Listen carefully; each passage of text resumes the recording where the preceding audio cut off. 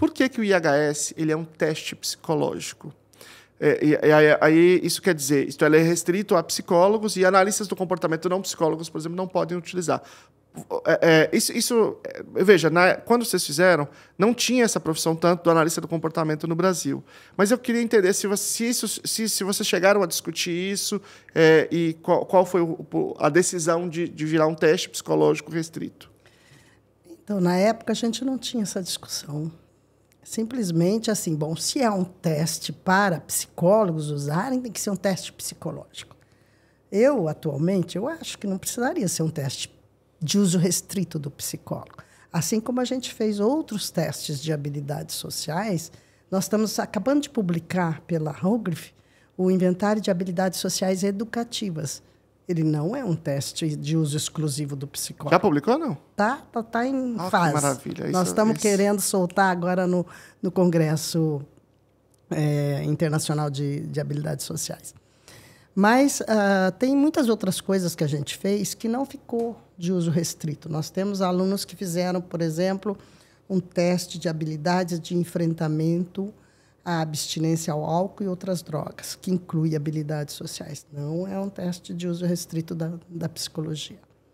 E outros. Mas, na época, isso não existia e acabou ficando como um teste de psicologia.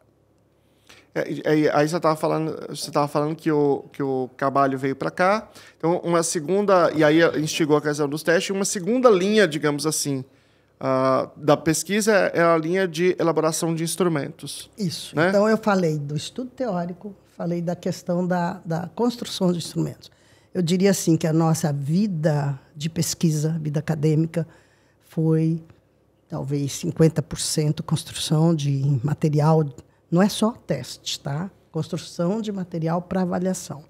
E a gente construiu muitos materiais, fichas de observação, observação direta de interação professor-aluno, material de uso, por exemplo, de análise de vídeo, observação direta por vídeo, uma série de outros materiais. Como é que você faz isso? No meu doutorado, no meu mestrado, a gente estava fazendo um programa de treinamento comportamental. Basicamente, era habilidades sociais.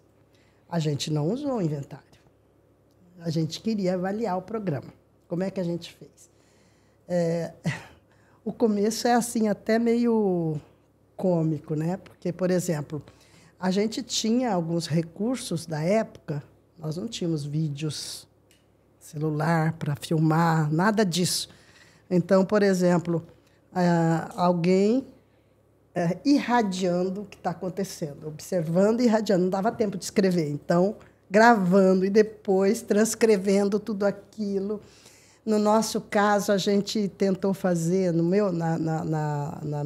minha dissertação de Almir, a gente pegou o mesmo programa de intervenção e ele analisou os procedimentos e eu analisei o processo. O que as pessoas mudaram ao longo do programa?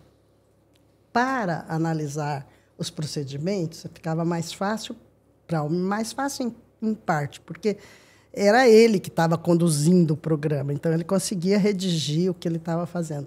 Mas, para analisar o processo, eu tinha que recorrer às falas das pessoas ao longo de cada sessão. Então, foram 20 sessões, e cada sessão a gente gravou integralmente as falas. Depois de transcrita, vamos analisar isso e vamos categorizar isso. Vamos ver o que significa cada uma dessas falas em termos de habilidades sociais. O que tem de habilidades sociais aqui?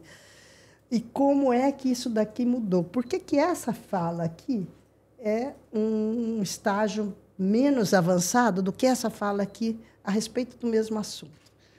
Então, o meu trabalho de mestrado foi todo esse. É um desafio metodológico enorme, eu imagino. 100 categorias de comportamento.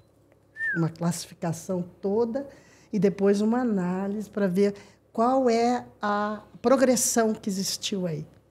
Então, a gente ainda trabalhava aí. Depois, a gente começou realmente a usar os testes padronizados. E aí, nesse processo de trabalhar com testes, trabalhar com fichas, trabalhar com observação, com filmagem, com categorização, tudo isso foi a pré-história nossa aí. Então, muito trabalho voltado para a avaliação. Por quê? porque a gente tinha uma preocupação desde o começo, que era com práticas baseadas em evidências. Nós queríamos não só fazer, mas mostrar e identificar se funcionaram, se estavam funcionando, se o que a gente estava fazendo tinha algum resultado para os clientes que a gente estava atendendo.